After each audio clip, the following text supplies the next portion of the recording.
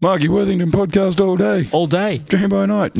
Don't buy me a drink. Just give me $10. Oh, dude, you look sweet. Yeah, you got a big beard, dude. Go down to the strip club with your floppy disk and turn it into a hard drive. Yeah, right. Thrown out by Big Tony. We're here to name names and make people feel more ashamed for shit that they're not proud of. Me and my best friend, Marky Worthington. Whatever it is. Hey, how you doing? Welcome to the Marky Worthington Comedy Podcast. This is episode 163. It's a callback episode with Fahey and Yeoman. This is part 2 of the Fahey Yeoman episodes. I did want to put them together, however, I realised that together this is a really long podcast, so it's still split in two for the callback as well. This one here is the second part to the episode, so this one goes more into like story time, some few references there. We just talk about a whole bunch of cool stuff in this bit. So yeah, like I said, it's just the banter between us three is phenomenal. I really do enjoy listening back to these callback episodes, especially this one. So if you heard the first part last episode, now it's time for the second part, and thanks for listening through them. I appreciate people tuning into the podcast, and some people are new to the podcast, so you weren't really subscribed when these episodes were coming out originally. So that's why I do the callback episodes, and we'll get into it now. Thanks. Callback episode. A good callback.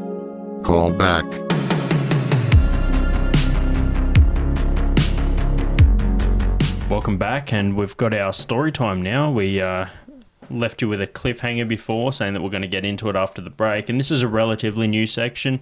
I've kind of had it on and off on previous shows, but I'm hoping to make it more of a common thing with some pretty cool ideas for the future. So yeah, this seems to be the new section, man. Story time. We basically just go through just a random story on the pod from the guests. I spend enough time telling my stories over the top of the guests anyway, so might as well give everyone else a bit of a crack. So we'll start with you, Ross, man. Have you? Yeah. Sorry, my apologies. I thought we might start with Kai, but you can cut that out. No, I'm leaving it in. Fuck it. Shit's got to come out on Monday, man. Fuck, I'm not. Nah, next Monday. I'm just fucking with you. Yeah, no. So I got blacklisted from flying. So I got red flagged and couldn't fly.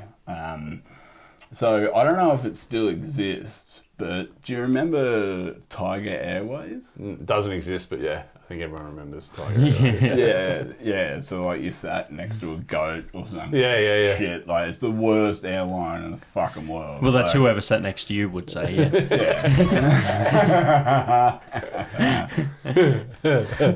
So, false advertising, didn't sit next to a tiger. So I was flying from Melbourne to Sydney for family Christmas, and my old man was going to be over from New Zealand, and I had a 48-hour window to get from Melbourne to Sydney, and a normal, functional, non-alcoholic human being can do that, and I couldn't. But I get on the plane. I wasn't drunk, Officer. I'd had,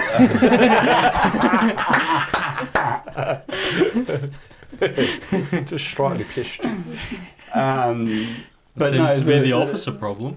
So I get on this Tiger Airways flight, and I'm sat in like the window seat or whatever, and this really attractive Kiwi girl came down and sat next to me, and I was like, I got to start up a conversation straight away. Like, I can't sit here in silence until we Could you see her accent from looking at her? How did you know that she I found that out later. Oh, okay. Trust me. This is like a Tarantino story. But I was like, I've got to start a conversation straight away. Like, I can't wait till we taxi. We're off, and then it's 10, because then it looks like 10 minutes of me like plucking up the courage to say something to her. So I was like, all right, I've got to move quick. So she sits down And I said the first thing I could think of, because we were flying Tiger, I said, hey, if we actually make it to Sydney, I'll buy you a drink. How's that sound? The first thing you said was that. That was the very first thing I said to her.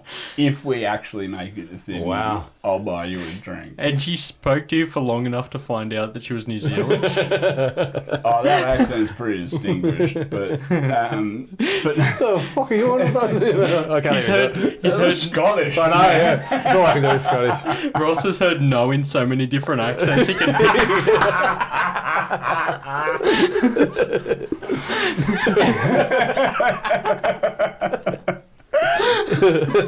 Oh, fucking hell.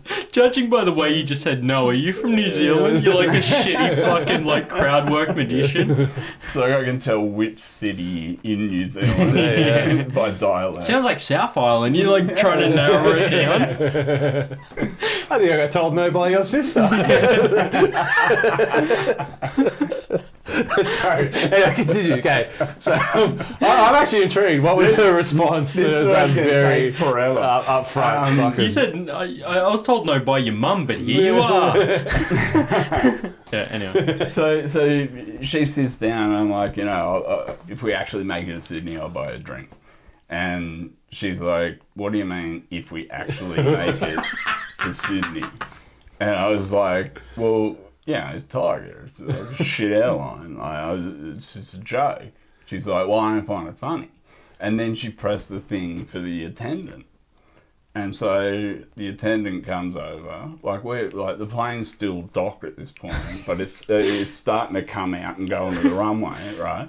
Yeah. She hits the attendant button. You're dead sober, just going no more drinks for me, thank you. But they're there to investigate a situation. I'm going to step all over this story, man. The attendant comes over and says, what's going on? And the woman says, this gentleman has just suggested that this plane is unsafe and will not arrive in Sydney. I have a security concern. So then she held up a coloured card and went, mentally ill, right? What?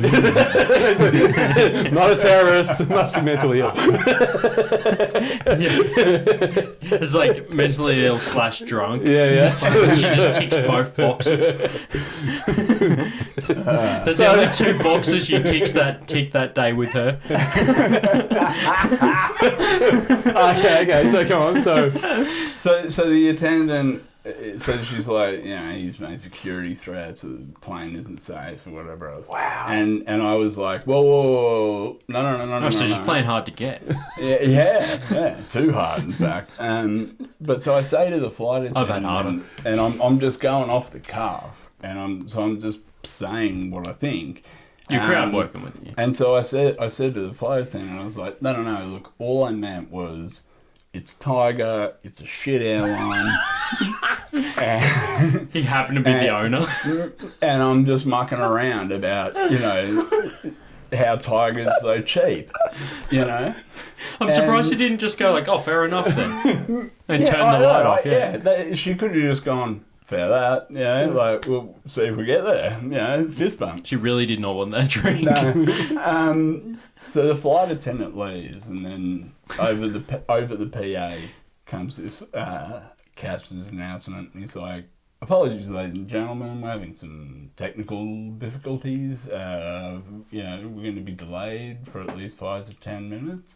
And I was sitting there thinking, that is the fucking most biggest heckle ever. Dude, yeah. the captain of the plane. The captain of the plane is like, fuck this cunt. Yeah. Dude, you were just riffing, man. Come on. Well, didn't they understand that you were about to do comedy in 15 years?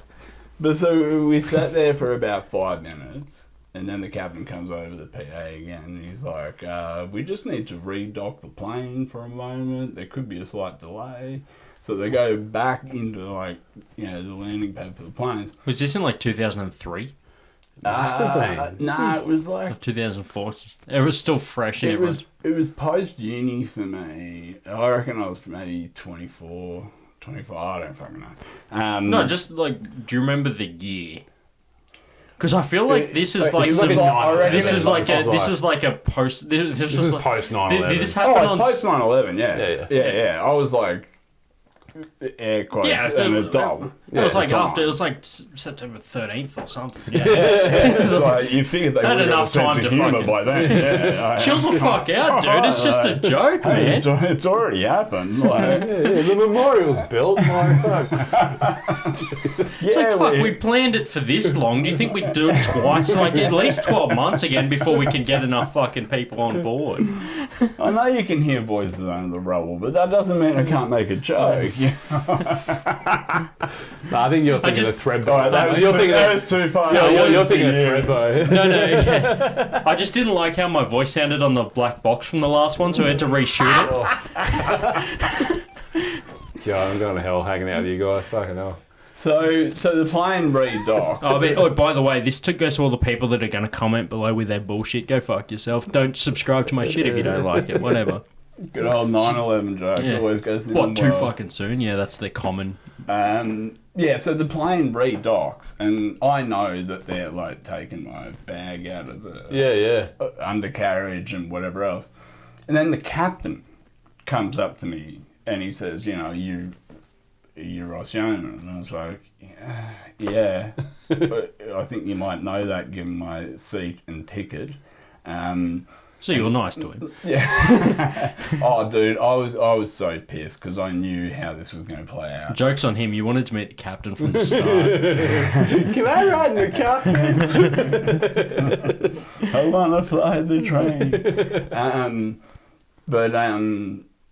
Yeah, no, he's like, so I hear you've been making security threats. And I was like, whoa, no, I have not. Like, this is a misunderstanding. And at this point, my dignity's out the window. So I don't give a shit. I was like, look, I was trying to flirt with her.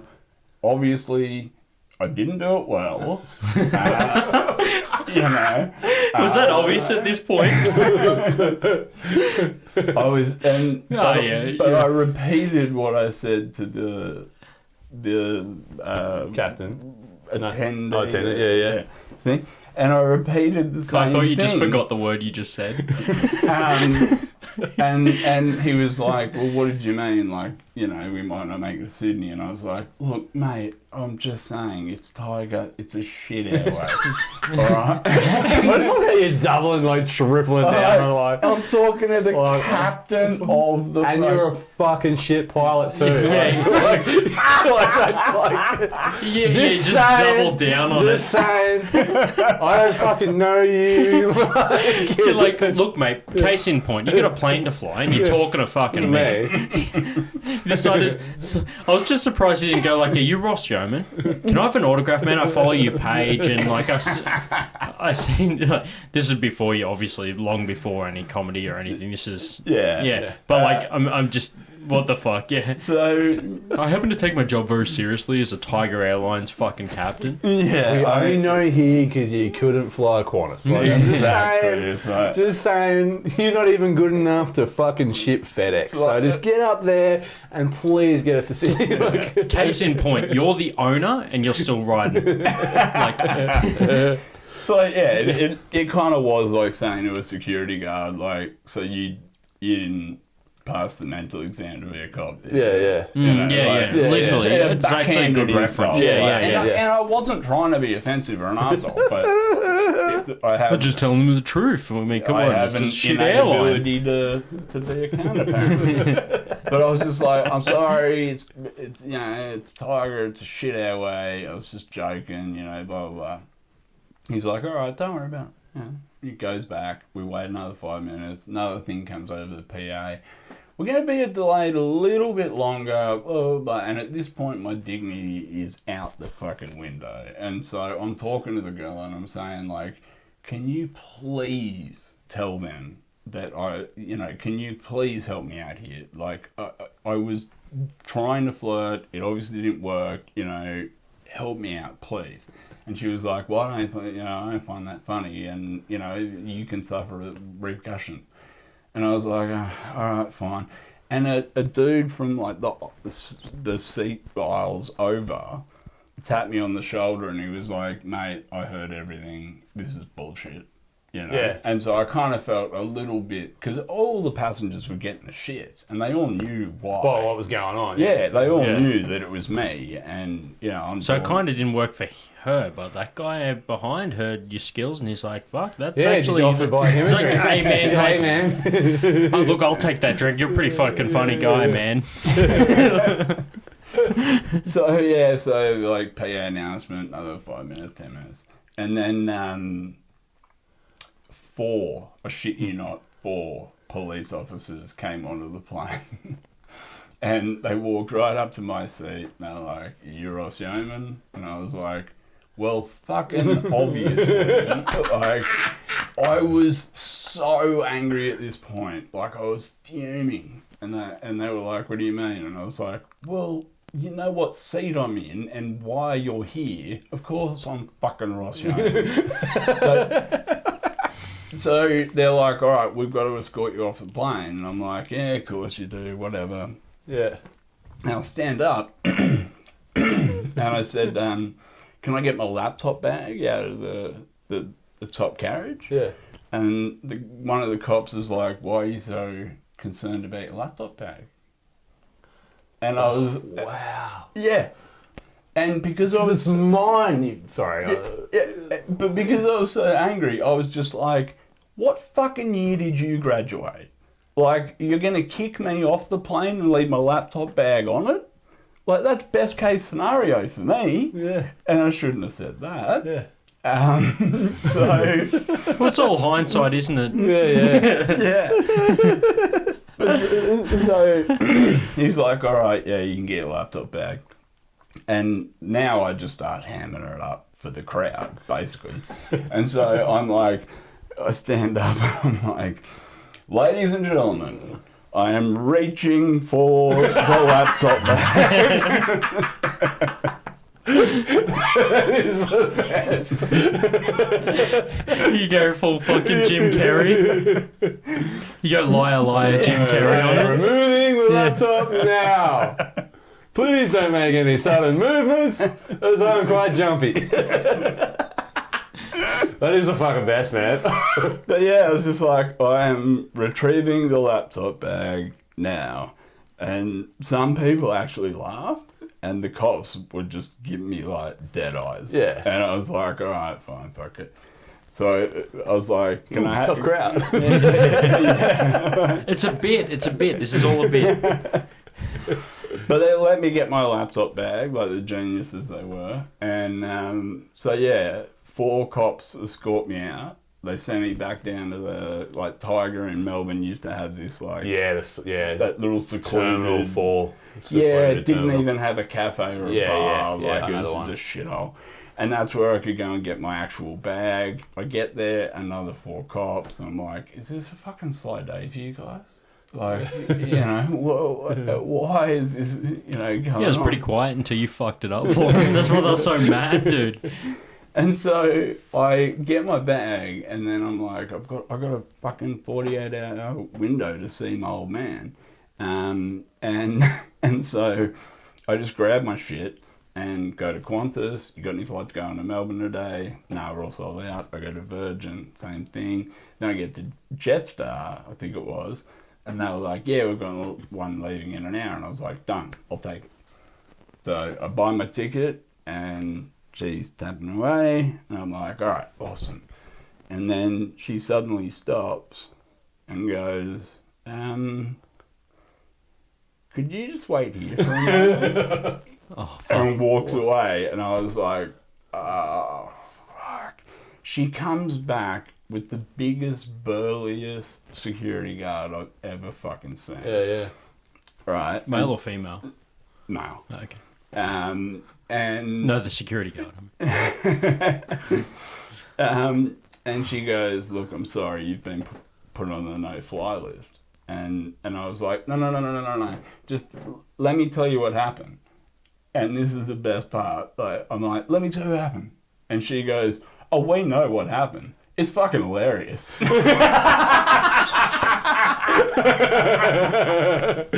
But you're still not flying. Yeah. So within like an hour, that story had made the rounds. Probably made the news, bro. I'm like, it probably was actually a mention on the funny. news. That's fucking gold. Dude, yeah. That's gold. I thought you were gonna get to the point where like the before the chick went away, you were like, hey, look, like if this flight lands, we should catch a drink.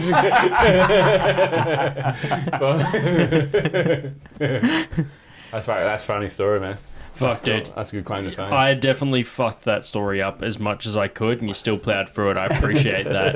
I'm going to be a little more lenient with Kai, because I know that, like, if I try and cut that story off for Kai, I'm just going to fucking cop hands, dude.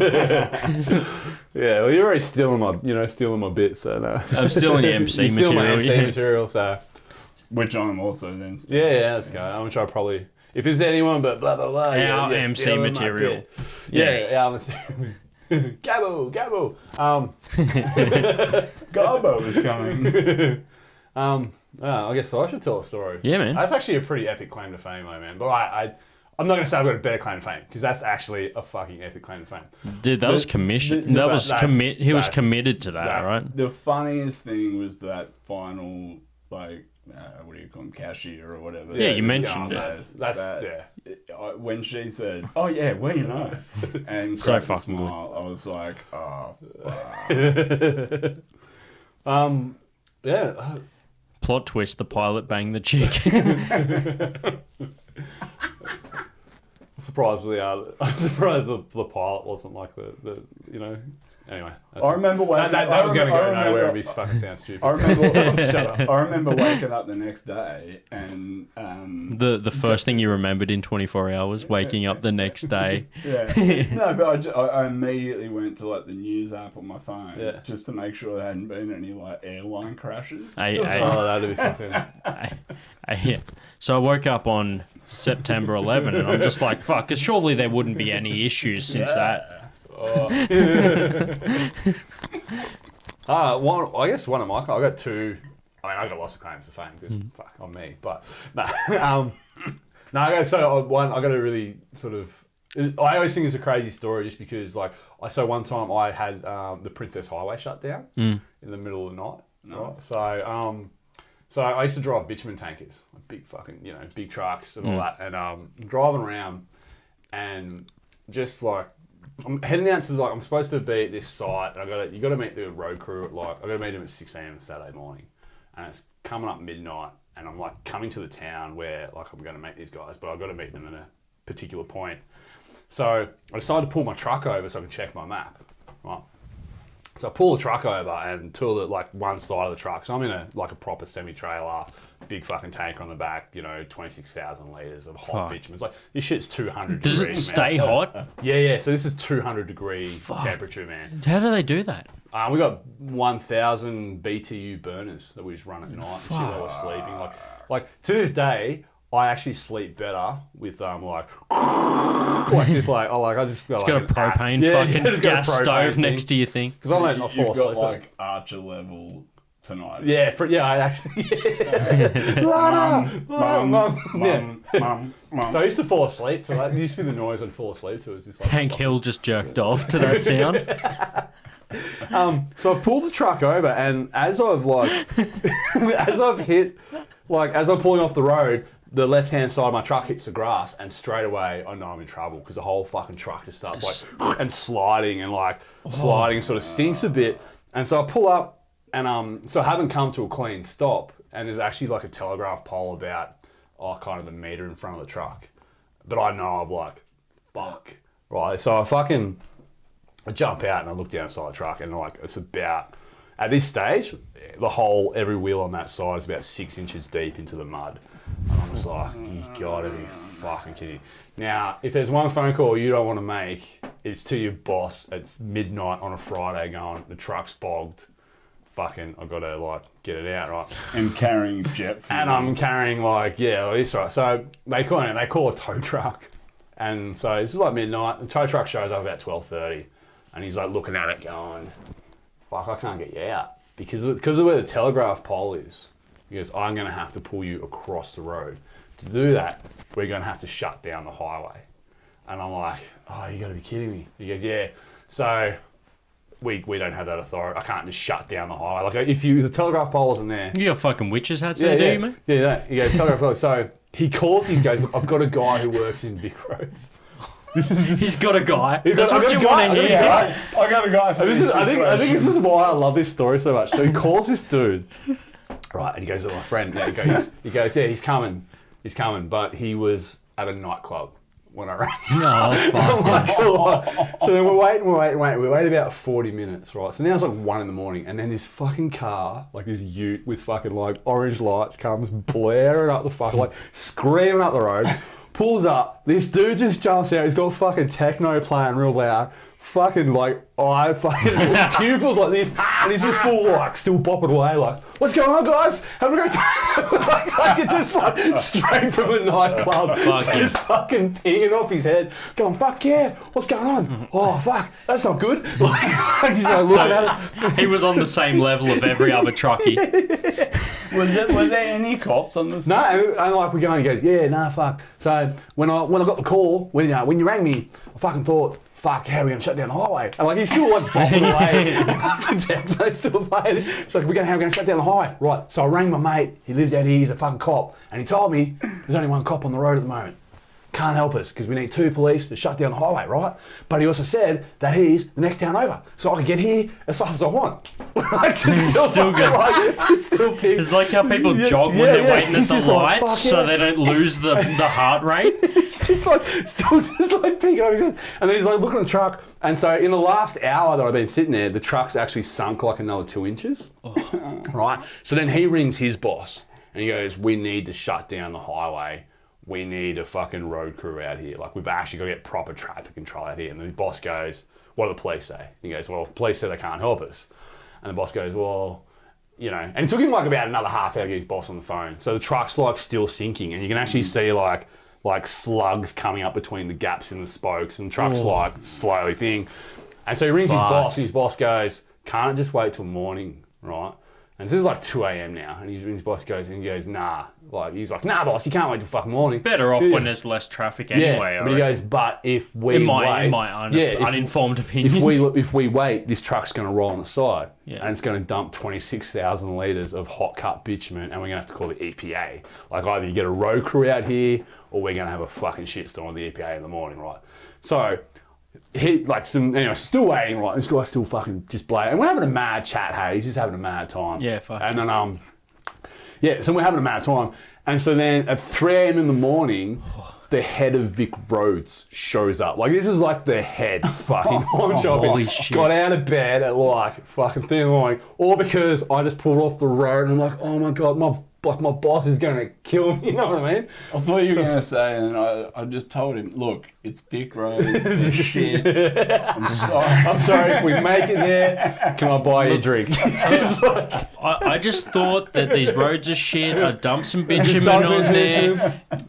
So anyway, so the head of Vic Roads comes out and goes, okay, I give approval for this. So then they fucking call the road crew, right? So then the road crew shows up at like fucking 4:30 in the morning. And they fucking block down, like they start setting up, the tow truck goes the other side of the road, they block the road off, he hooks up the front of my truck, and they like, it's a big truck, tow truck, so it's like pulling 6 down, drags my truck out. It's about 5 a.m. in the morning by the time they finally like pull my truck out.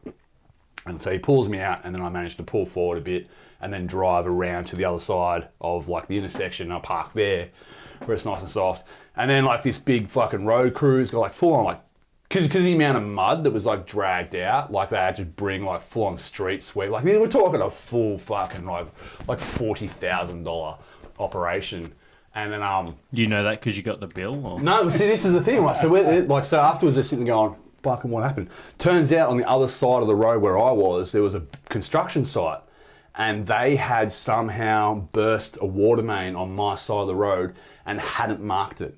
So I've just let this water main turn it into a fucking sludge pit, right? So I was actually deemed to not be at fault, and the building BD got the bill for this like entire thing. That's a good lawyer. Yeah, but how would you be if you were just driving like a fucking hatchback or some shit, going around just that? Pull off the road, and So I pulled up the road, and then so like that happened, and then they're like, okay, you're all good.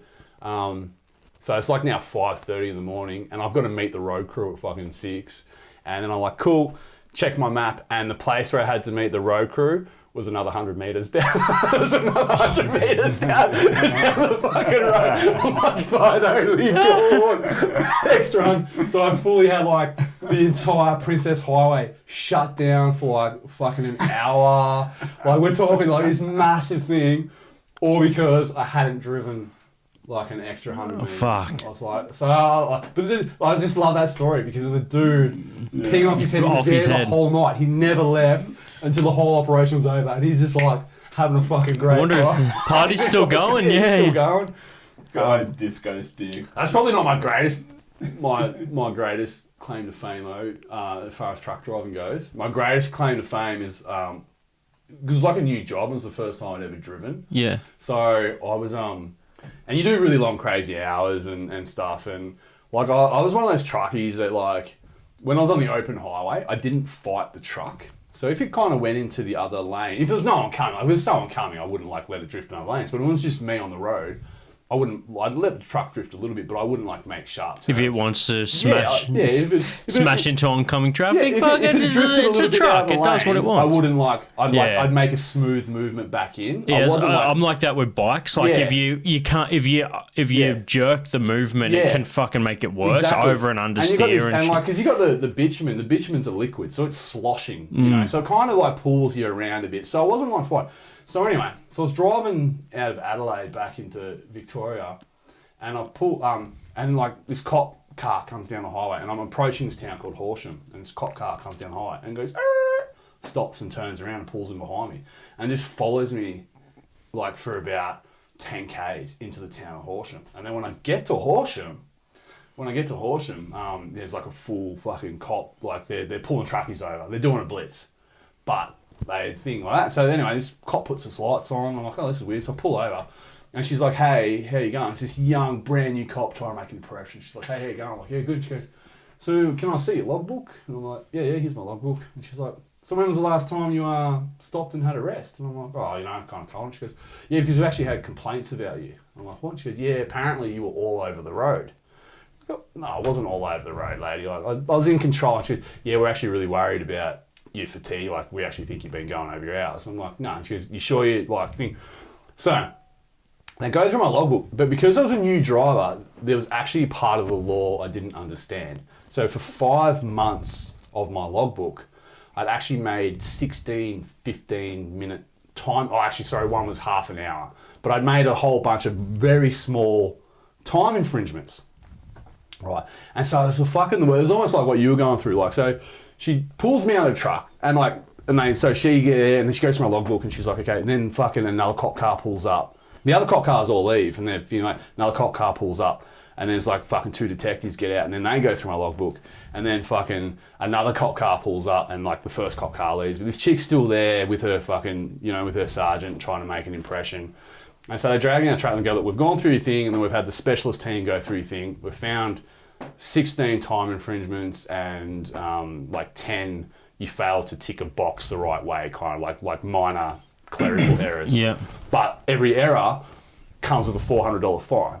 Ooh. Every time infringement comes with massive fines and like so. But she stood me and she goes, okay, so why did you break your time thing here? And I said to her, look, I didn't quite understand the law. I thought when you had your 7-hour break, the 24, because when you drive in trucks, you've actually got to run 3 clocks. You've got to run the 24-hour midnight to midnight clock. Yeah. You've got to run sort of a forward clock from when you got to run a 24-hour clock from when you actually started driving. So if you started driving at 5 p.m., you've actually got to run a 5 p.m. 24-hour clock. And you've also got to run the clock backwards. So if you have a break, because every 5 hours you've got to have a break. Yep. But you've got to have the break backwards too. Like there's a fucking lot of math that actually goes. When does the brown snake come into this? So, it's coming. So, but anyway, but it's like that. She goes, so why did you break this rule? Like, why did you? And I said, look, I explained what I just explained to you. She went, okay. And on this day, why did you break the time thing? And I went, as I've just said, I didn't understand the law. As per my last email. Yeah. All right. And she went, okay, fine. And then she went, all right, on this day, why did you break your time infringement? And I was just like, you fucking really?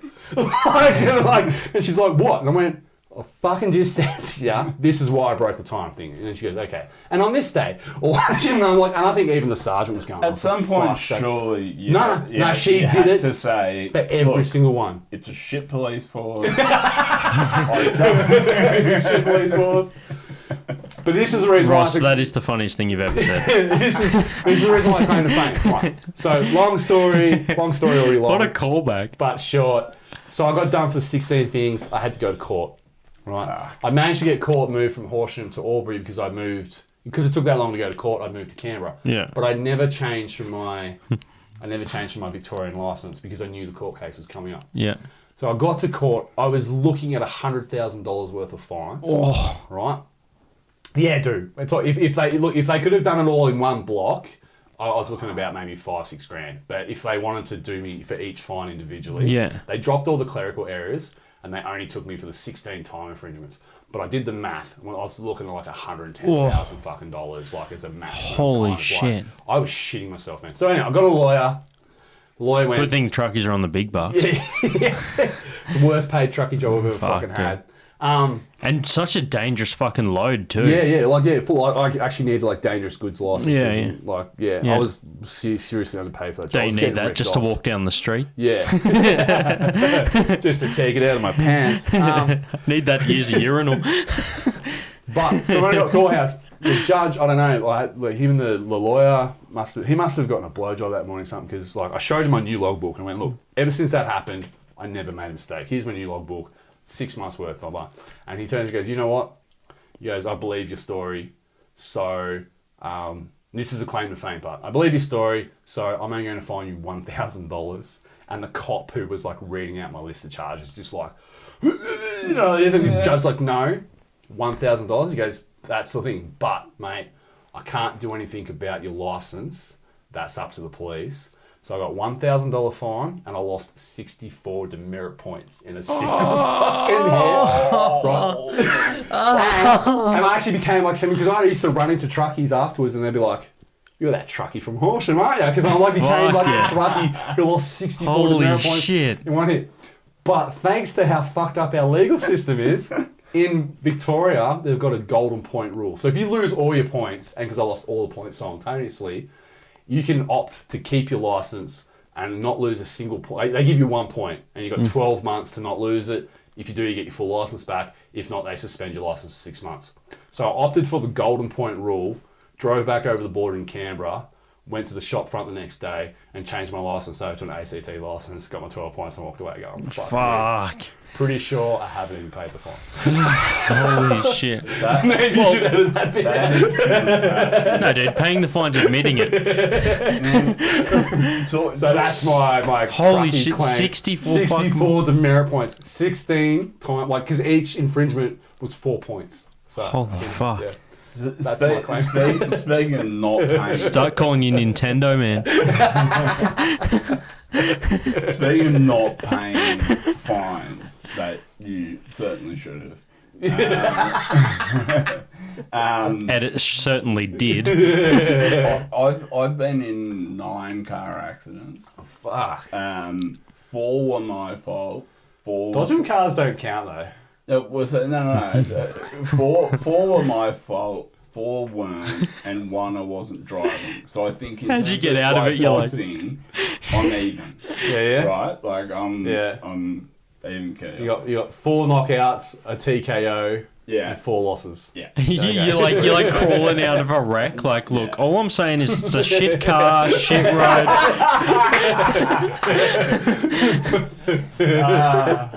Can I buy you a drink? If we actually get to the police station. And Kai's cop that's trying to make an impression is just like, look, in New Zealand, I don't find that funny.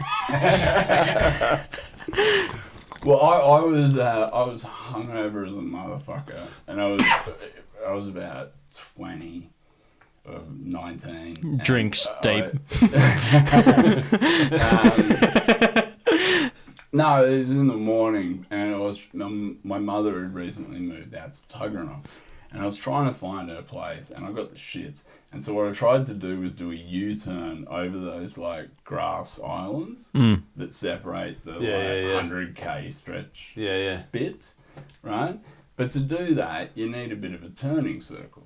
So I was in the right lane, and instead of just turning right and going right over the thing, I left my lane to get a bigger turning circle so I could come around and go over the grass island curb thing. Totally illegal. Yeah. Super dodgy. But I was just getting the shit. Because I'd never been to Tuggeranong before and I didn't know where I was. In my mind, I just played a react of that song "My Island Home," but just replaced it with "Grass Island Curb."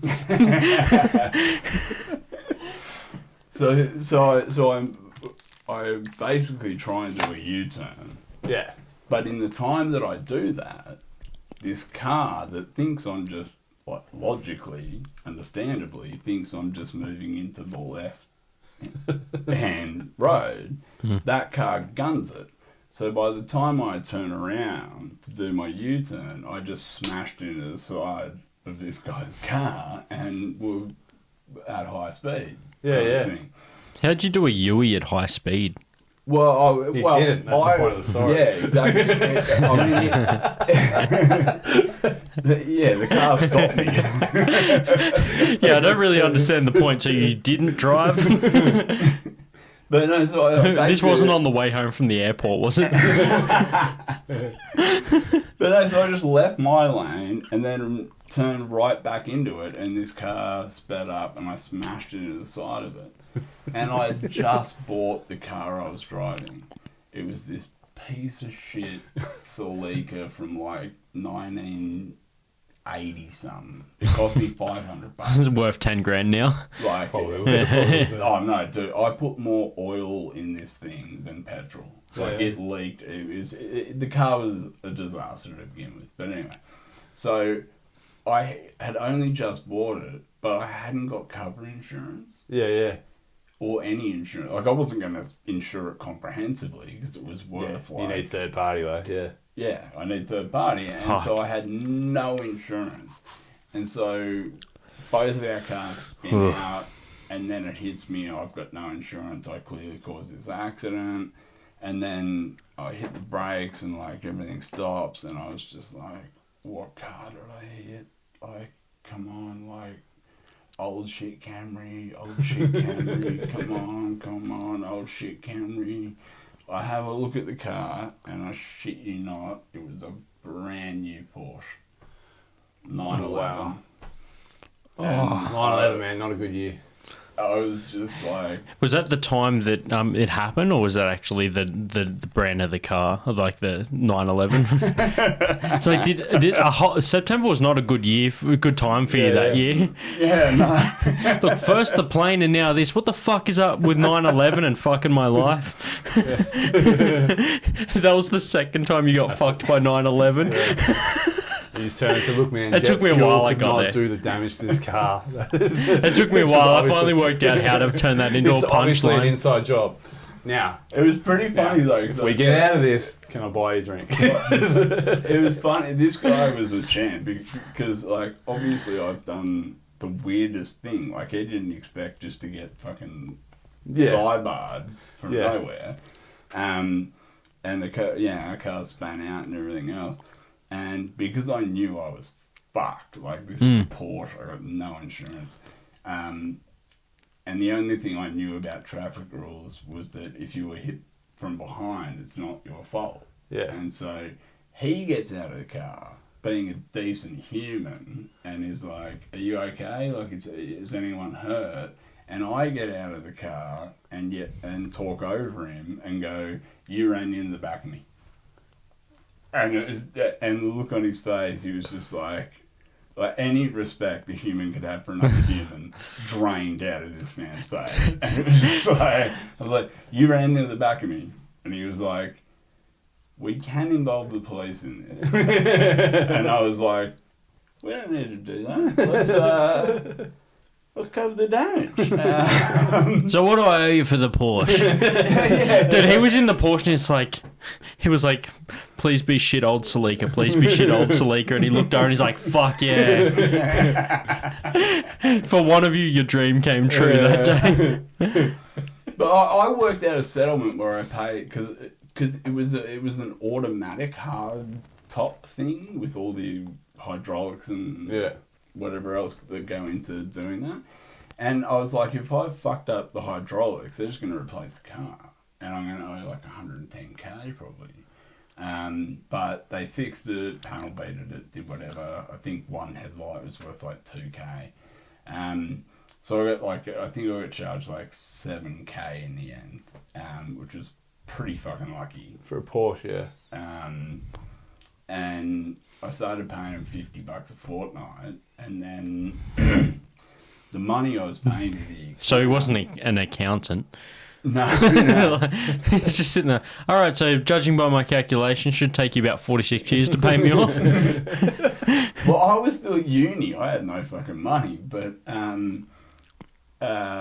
like after 2 years of doing $50 a fortnight, I got this thing saying like, you never paid us from day dot, like 2 years ago. And I wrote back and I was like, I can give you ATO records that I've paid you every fortnight on the dot. And then I just never heard from them. There you go. So someone out there is owed at least $5,500, I reckon. Yeah. Oh, yeah, so to our one listener, let's hope it's not that exact person. Like, what would the chances be? Fuck yeah. All right, well, fuck that other story. Let's wrap it up with it. Yep. So, thanks everyone for listening. This is a two-part, really. It's got our story time and the intro to the first episode. So, thanks everyone for listening, and make sure you check out Fahey Comedy. You've got a date coming up, man. Yeah, man. 27th of March is actually my big solo hour, as I'm about to leave for Melbourne to go do it. So, 10 years worth of work, really, man. And, you know, like, if you're ever going to come see me, I reckon this is actually... It'll probably take me 10 years to do another show this good, so this is the show. Come see. 27th of March, 2 shows, 7:30, 9:30, Boardwalk Bar. Check out Fahey Comedy, or just search Fahey on Try Booking for tickets. Fuck yeah. And Ross, you got the Boardwalk open mic, which is the last Thursday of every month, yeah? Yeah, it is. I've already got myself and some friends tickets to Kai's on the 27th, just to reiterate. Yep. Just because I want them to laugh at you, not with you. But yeah, no, this month's Boardwalk, we've already got a full lineup. We might even go to 13 comics. And that's at 8 o'clock on the dot. At the Boardwalk in Belcom, and it's always a really, really fun room. Like, everyone has a laugh. Yeah, and free entry too, so come and check it out. For sure. Cool. You know me. If you're listening to this podcast, you already know my fucking socials. You're probably already sick of fucking seeing me, seeing all my shit on everything. But I'm going to reiterate it for you because that's just the way that Marky Worthington Comedy works on YouTube, Instagram, and Facebook, you know. And sometimes, you know, that's how he kind of works when he's on Twitter under Marky Comedy, you know, how he is. I mean, and also, like, that's definitely something he would do if he was going to Twitch stream on Sundays, like on Marky Worthington Gaming. I mean, that's something he would do. But look, I'm not going to bore you with the facts about how you can find my shit. I mean, all I'm saying is that it's a shit podcast.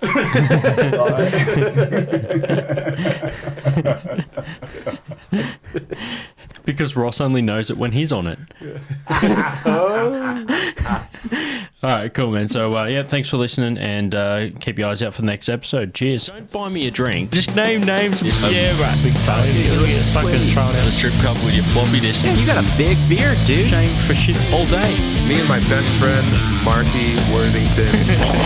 Keep it simple. Count your money. That they're not proud of. Just give me $10. All right. Click. Did you hang up? No, I just said click.